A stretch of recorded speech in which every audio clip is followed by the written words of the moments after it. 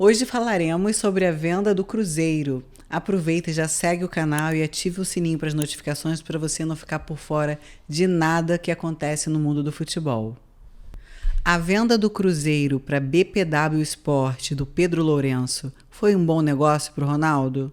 Eu acho que foi um excelente negócio para ambos, tanto para o Ronaldo como para o Cruzeiro, porque analisando bem essa operação da SAF, nós vemos ali um pequeno problema, que é a questão da gestão. As SAFs surgiram com o objetivo realmente de possibilitar a entrada de investidores para sanear ou as dívidas dos clubes ou os problemas que os clubes estavam enfrentando, mas também, principalmente, o problema de gestão de um modelo que vem desde a época do Getúlio, 1942, com a criação do CND, que é a influência política exacerbada, muitos conselheiros, a necessidade de concessões, uma gestão muito amadora. Então, esses foram os objetivos quando se criou a SAF. E nós vemos ali que, embora o Ronaldo seja uma pessoa do mundo do futebol, do universo do futebol, ele não é um gestor. Então, este estava sendo, no meu entendimento, um grande problema também para o desenvolvimento e crescimento do Cruzeiro. Então, eu acho que para o Cruzeiro foi realmente uma saída muito boa e para o Ronaldo também foi excelente, porque o Ronaldo, quando assumiu um compromisso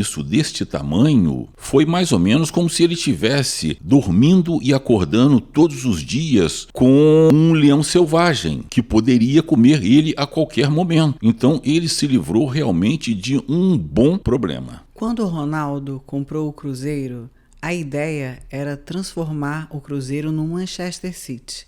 O que deu de errado? Existiam outros investidores por trás do Ronaldo? Esse é outro problema que eu, inclusive, na época, quando ocorreu essa negociação, eu imaginei que existisse alguém por trás do Ronaldo. Porque eu não imaginei que o Ronaldo fosse assumir um problema dessa envergadura. Infelizmente, não tem. Até a própria XP, que foi a consultora na operação, ela não tem nada a ver com os investimentos, ela não participa das obrigações. Então, isso aí foi até uma grande surpresa para mim. O Ronaldo estava sozinho nessa. E aí é uma outra situação. Quando você analisa, por exemplo, a empresa do Ronaldo responsável pela operação, comandada lá pela Viviane Pena, que é a presidente do grupo, a empresa dele é a Tara Esportes, ela tem um capital de 50 milhões, ou seja, exatamente o mesmo capital que foi investido inicialmente. Se você comparar, por exemplo, como foi a operação do Manchester City? Manchester City foi vendida para um sheik árabe, o Mansur, que comanda o Fundo Mubadala e é um dos sheiks mais poderosos dos Emirados, muito rico. E o Mansur, quando ele fez a compra por 200 milhões de dólares, ele logo em seguida aportou mais de 1 bilhão de euros para transformar o Manchester City naquela máquina. Os investimentos dele foram tão grandes que isso forçou, inclusive, uma mudança de critérios no regime especial, no fair play financeiro criado na Europa, para que não houvesse uma transformação muito grande e uma diferença muito grande no capital dos clubes e nos investimentos, não tivesse um impacto maior. Então, esta foi a operação do Manchester City. Lá no Ronaldo, ele estava sozinho e parece, inclusive, que o objetivo ali era ficar pedalando até que as coisas melhorassem. Só que não melhoravam.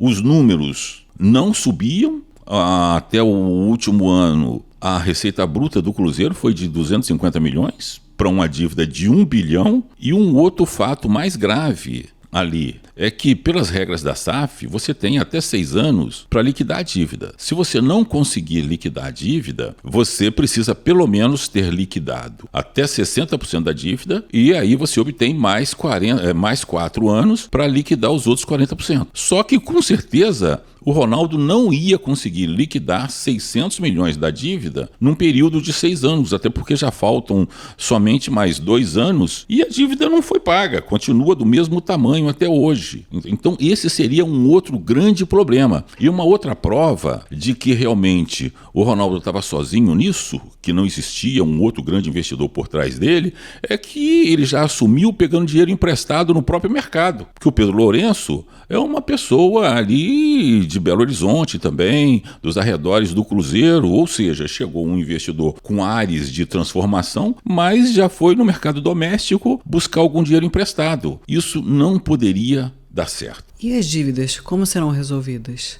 Agora elas estão nas costas do Pedro Lourenço, com a empresa que ele criou também em 25 de janeiro para comprar a participação do Ronaldo. Essa empresa tem um capital também de 70 milhões, ou seja, o que se depreende daí é que desse capital de 70 milhões, esse dinheiro, esse recurso deve ter ido para o Ronaldo para pagar o aporte que o Ronaldo fez, e o restante das obrigações que o Reinaldo assumiu deve ter repassado para o Pedro Lourenço, para a empresa do Pedro Lourenço, que está no nome dos 2 filhos e de mais um sócio. E eu acredito que ali eles vão ficar tentando trabalhar com as receitas, mas o grande problema que eu vejo é a luta contra o tempo, porque o Pedro Lourenço tem pouco tempo, dentro das regras da SAF, para terminar de pagar pelo menos até 60% das dívidas, ou seja, cerca de 600 milhões. A receita de 250 milhões não está tendo sobra de caixa, nem para melhorar a contratação de atletas, nem para liquidar as dívidas também. Ele vai ter que buscar uma solução. Agora, essa solução também é complicada, porque o futebol brasileiro vai passar por uma transformação enorme, porque os números nossos estão muito pequenos, tanto de receita de vendas de transmissão, direito de televisão, streaming, tudo mais, porque nós estamos trabalhando no mercado doméstico. A gente tem que começar a mirar o mercado global. É lá para fora que está o dinheiro. Mas o problema é que essas transformações, elas só vão ocorrer depois que nós, primeiro, criarmos a liga. Isso é imprescindível. Nós temos que criar uma liga e os clubes não se entendem com relação a isso. E já, mais uma vez, ficou comprovado que esse resultado não é de curto prazo, porque